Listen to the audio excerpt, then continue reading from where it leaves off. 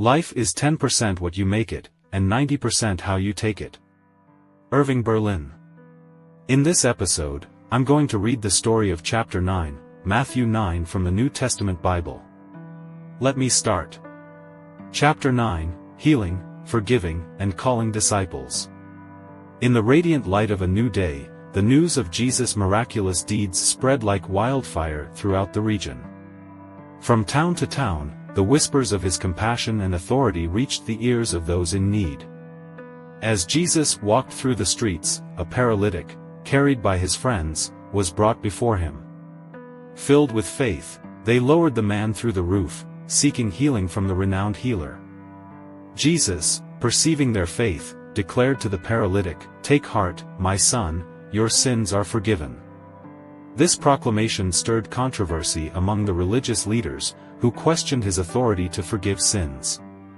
In response, Jesus, demonstrating his divine authority, healed the paralytic, proving that the Son of Man indeed had power on earth to forgive sins. Continuing his journey, Jesus encountered Matthew, a tax collector, sitting at the tax booth. With a simple command, "Follow me," Jesus invited Matthew to be one of his disciples. Leaving everything behind, Matthew rose and followed the compassionate rabbi, soon to become a witness to the transformative power of grace. At a banquet in Matthew's house, a gathering of tax collectors and sinners, the Pharisees criticized Jesus for associating with such company. Unfazed, Jesus responded, "Those who are well have no need of a physician, but those who are sick. Go and learn what this means. I desire mercy, and not sacrifice. For I came not to call the righteous, but sinners." As Jesus spoke these words, a ruler approached him, desperate for the healing of his daughter who lay dead. Jesus, accompanied by a crowd, made his way to the ruler's house.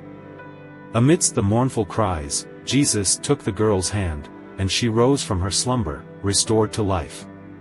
While on this journey, a woman who had suffered from a bleeding ailment for 12 years approached Jesus in the crowd. With faith in his healing power, she touched the fringe of his garment. Instantly, the bleeding ceased, and Jesus, recognizing her faith, pronounced, "Take heart, daughter. Your faith has made you well." The day pressed on, and as Jesus continued his ministry, 2 blind men followed him, crying out, "Son of David, have mercy on us." Touched by their faith, Jesus touched their eyes, restoring their sight, and with a stern warning, instructed them to tell no one. The multitude marveled at these wonders, acknowledging that such authority and compassion had never been seen among men. Yet, the Pharisees, resistant to the transformative power of Jesus' ministry, accused him of casting out demons by the power of Beelzebul, the prince of demons.